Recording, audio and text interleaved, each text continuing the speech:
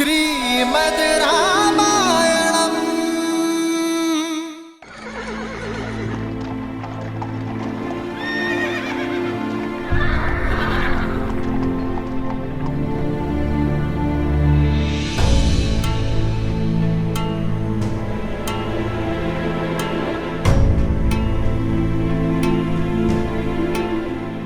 आर्य,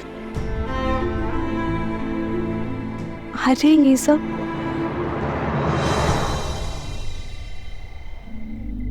कर्तव्य पथ सीता, भरत और शत्रुघ्न मांडवी और श्रुत कीर्ति के साथ कैकेयी लौट रहे हैं।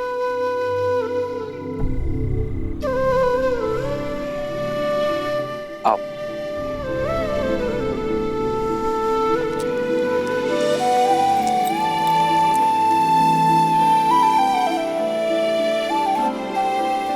प्रणिपात भैया, प्रणिपात माता।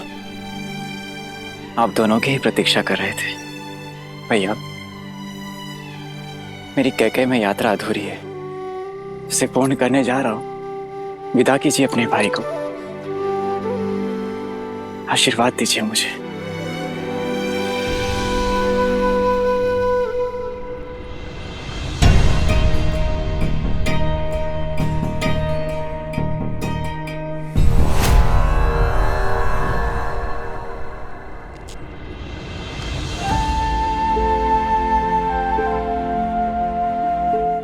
ये देखकर प्रसन्न हूं मैं भरत कि मेरा भाई उत्तरदायी हो गया है। केवल भरत भैया ही नहीं भैया, कोई और भी अपना उत्तरदायित्व समझ रहा है अब। तभी तो मेरे शत्रुघ्न के सामर्थ्य और समर्पण पर पूरी पुस्तक लिखी जाएगी। शासक हो तो सूर्य जैसा, जो अपना मार्ग स्वयं प्रदर्शित करता है। सूर्य के मार्ग पर चलना भरत। भैया, मेरा मार्ग तो सदैव आपके पद चिन्हों से होकर ही निकलेगा।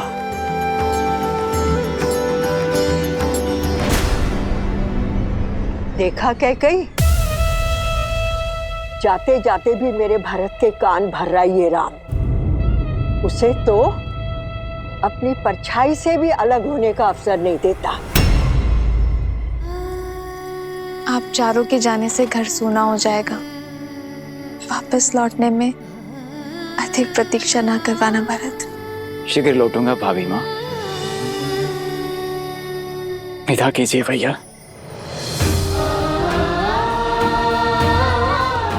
आशीर्वाद दीजिए। उठो भरत, अपना धर्म निभाना भरत। संबंध अपने आप निभ जाएंगे। विदा कर रहा हूं अपने छोटे भाई को। प्रतीक्षा करूंगा एक कुशल प्रशासक की, और मैं वही कुशल प्रशासक बनकर लौटूंगा।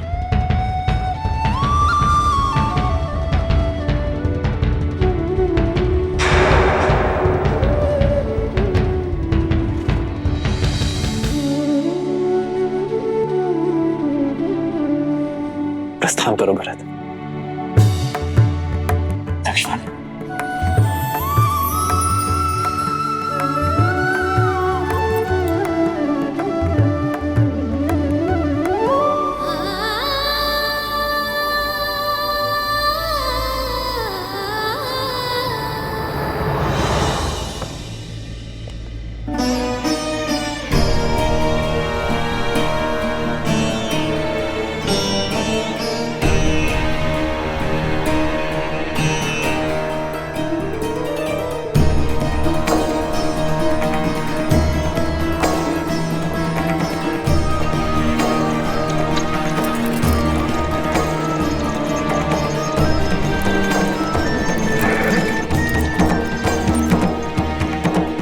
भूल मत जाना कैकेयी कि वो कौन है जिसके कारण तुम्हें हर बार पुत्र वियोग सहना पड़ता है।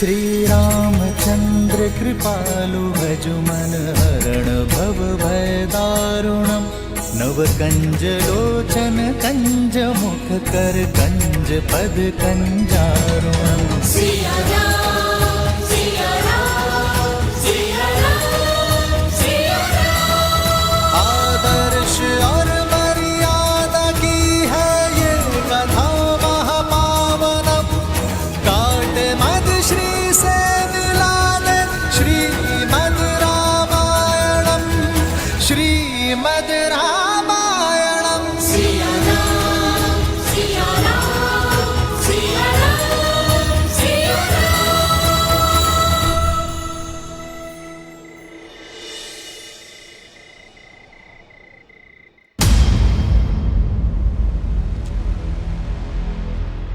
बूढ़े दृष्टिहीन माता पिता की इकलौती संतान हूं। आप उन्हें जल पिलाने की तुमने दो अंधों के जीवन का सहारा छीना है। तुम भी अपनी आंखों के तारे से दूर हो जाओगे। अपने धर्म रक्षक पुत्र के वियोग में तरस तरस कर मरोगे तुम। ये बूढ़े दुखी पिता का श्राप है, श्राप है।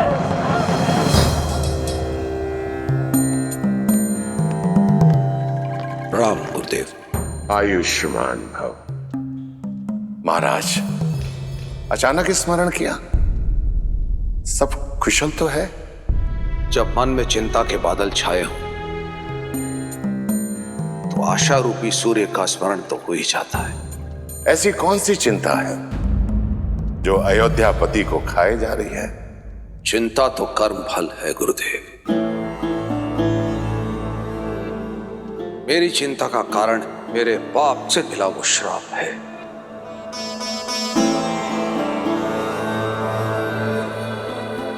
वो पाप जो वर्षों पूर्व मुझसे हुआ था।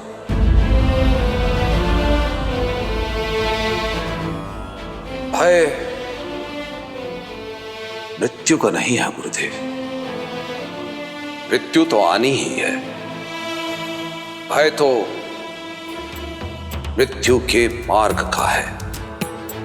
इस आयु में आकर पुत्र अपने पिता का सहारा बनते हैं, किंतु मेरे भरत और शत्रुघ्न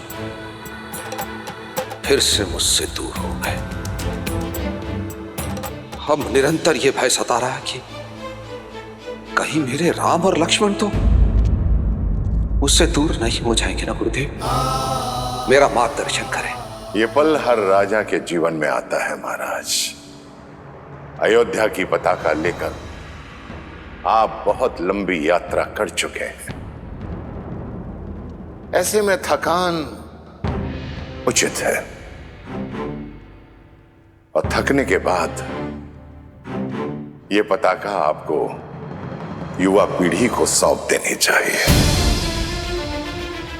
महाराज, आप बहुत भाग्यशाली हैं कि ईश्वर ने आपको राम जैसा पुत्र दिया है जो योग्य भी है और उत्तरदायी भी है और प्रजा के बीच में जनप्रिय भी है। अपने धर्म और अपने शौर्य का परिचय पूरे संसार को दे चुके हैं। विवाहित भी है। मेरा आपसे अनुरोध है कि आप रघुनंदन को अयोध्या का सिंहासन सौंप दें और प्रजा के प्रिय राम को युवराज घोषित करें। अयोध्या की प्रजा ये देखने के लिए आतुर है।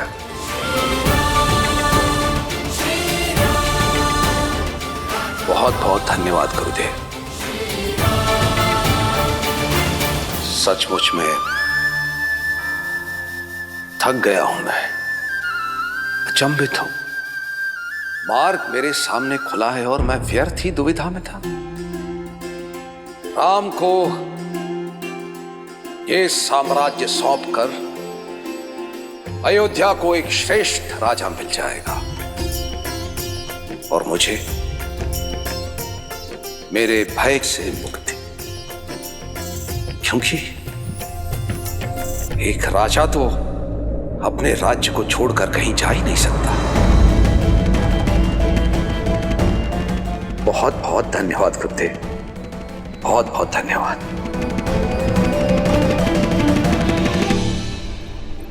आप एक पुत्र की दृष्टि से देख रहे हैं,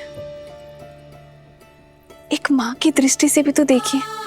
पुत्र के विवाह को 1 सप्ताह भी नहीं हुआ और उसे अपनी वधू के साथ अनिश्चित यात्रा पर जाना पड़ रहा है। कितनी पीड़ा में होंगी वो।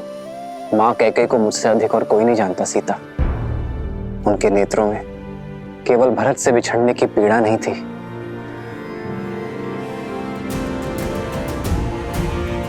एक आक्रोश था।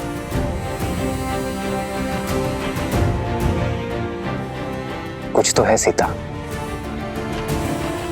जो तेज बनकर उन्हें खाए जा रहा है। और फिर अपने पुत्रों की विदाई में पिताश्री भी उपस्थित नहीं थे। ये उनके स्वभाव से विपरीत है सीता। ईश्वर करे कि सब कुछ शुभ हो।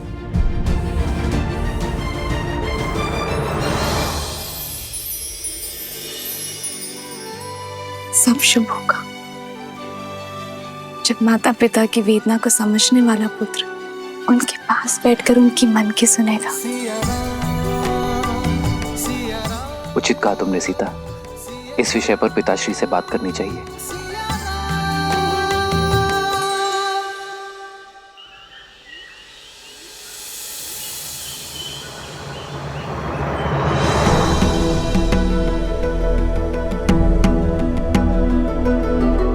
भैया भैया, वो पिताश्री ने आपको शीघ्र बुलवाया है। मैं उनके कक्ष में ही जा रहा हूँ लक्ष्मण। परंतु पिताश्री कक्ष में है नहीं भैया, वो राजसभा में है।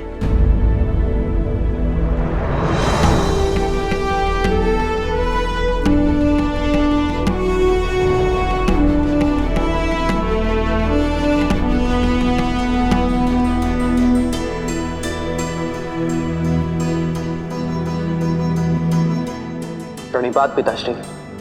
आयुष्मान भवा। प्रणाम आचार्य। यशस्वी भव। राम, मेरे पुत्र राम, यहां मेरे समीप आओ।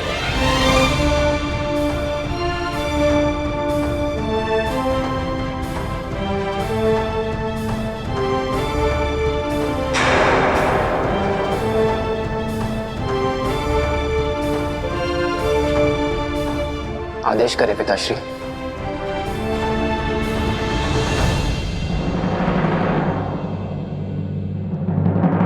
सभासदों, एक राजा का धर्म है अपनी अंतिम श्वास तक प्रजा और राज्य की सेवा करना। किंतु आपका ये दशरथ आयु और समय से जीत नहीं सकता। वृद्ध हो गया हूं मैं। इसीलिए गुरुदेव वशिष्ठ के परामर्श और अपने विवेक से मैं अपने ज्येष्ठ पुत्र राम को अयोध्या का अगला राजा, अयोध्या का युवराज घोषित करने का प्रस्ताव रखता हूं।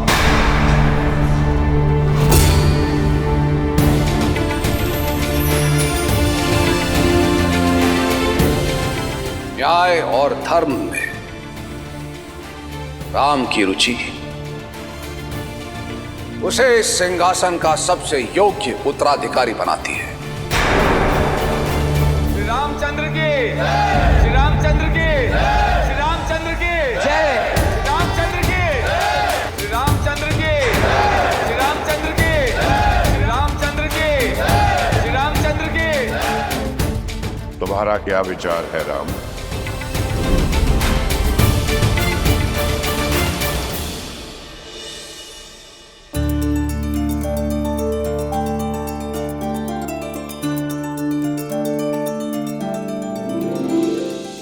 आचार्य,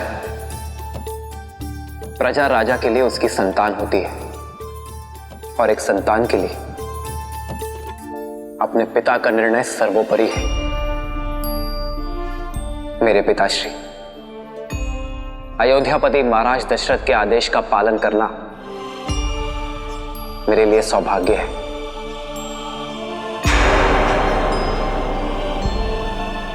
पिताश्री, जिस विश्वास के साथ आपने मुझे ये उत्तरदायित्व सौंपा है, मैं प्रयास करूंगा कि आपसे सीख लेकर, आपके पदचिन्हों पर चलकर, मन, वचन और कर्म के साथ ये उत्तरदायित्व निभा सकूं, रघुकुल का मान यशस्वी कर सकूं।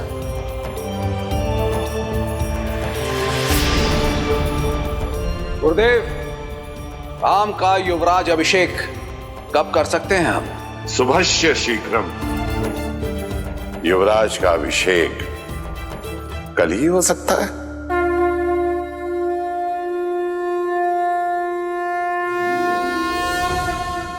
मूर्ख कैकई, तुम्हें जानना होगा।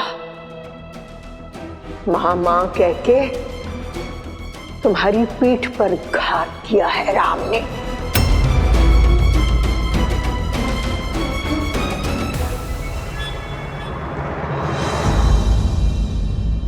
राम, मन में यदि कोई शंका हो तो कहो।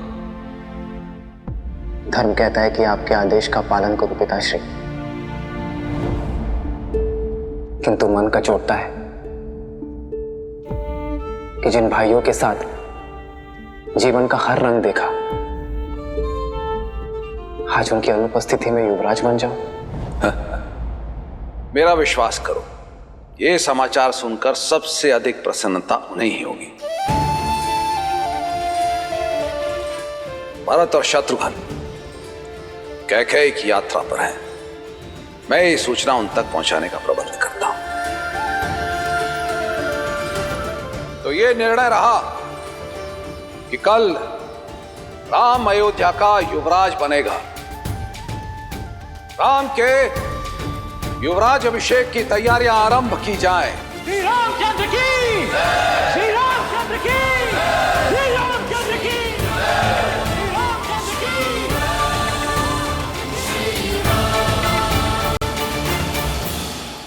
प्रेम के मीठे बोल बोल के इतना बड़ा घात किया उस राम ने। बेचारी कैकेयी, उसे तो इस चाल की भनक तक नहीं। सब नष्ट हो गया। मेरी इतने वर्षों की तपस्या नष्ट हो गई, सब नष्ट हो गया।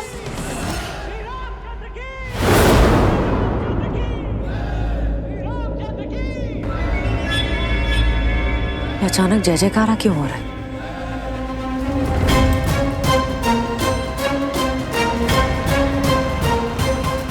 जय जयकार नहीं, ये मेरी कैकेयी के विनाश का नाद है।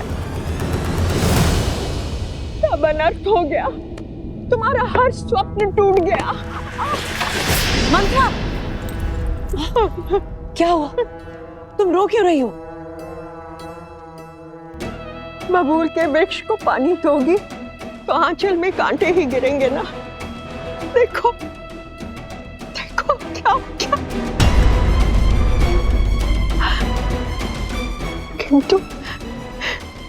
किंतु महाराज ने तुमसे परामर्श तो लिया होगा ना। तुम मान कैसे गई? तुमने ये होने कैसे दिया कैकेयी? तुम क्या बात कर रही हो? हुआ क्या है? सर्वनाश हुआ है। सर्वनाश होने की घोषणा की गई है। भरत को गए हुए कुछ क्षण भी नहीं हुए थे कि महाराज ने राम को युवराज घोषित कर दिया।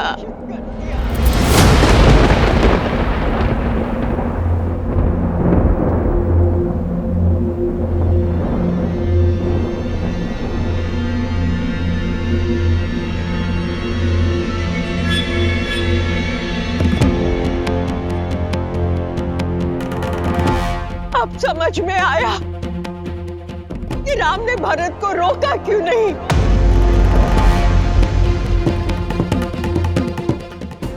क्यों भरत का विवाह तुम्हारी अनुपस्थिति में कर दिया गया, और वो भी एक सामंत की पुत्री के साथ?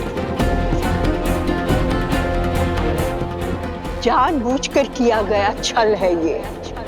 कोयल बनकर राम खेल गया तुम्हारे साथ। तुम्हारे पुत्र भरत का भविष्य नष्ट भ्रष्ट हो गया। कैकेयी, अब तो जागो।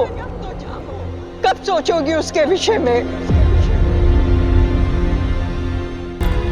महाराज राम को युवराज बनाने की घोषणा कर चुके हैं। अपने कथन से कभी पीछे नहीं हटेंगे।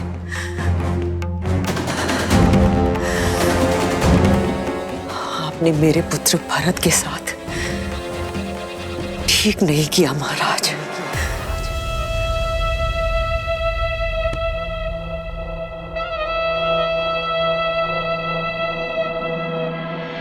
वचन से बड़े शब्द नहीं होते। कैसे वचन? वो वचन जो समरासुर युद्ध के पश्चात महाराज ने तुम्हें दिए थे। तुमने केवल अपने पति के प्राणों की ही रक्षा नहीं की, अयोध्या के महाराज के प्राणों की भी रक्षा की है।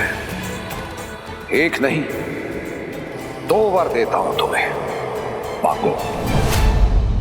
तुम तो भोली हो, भूल गई, किंतु लौटकर तुमने मुझे बताया था, और ये मैं नहीं भूली। कैकेयी, तुम्हारे पास जीत का ब्रह्मास्त्र है, क्योंकि महाराज सब कुछ हार सकते हैं, किंतु रघुकुल का मान और अपना दिया हुआ वचन नहीं हार सकते। भाग्य से एक अवसर मिलता है, और तुम्हारे पास तो 2 हैं।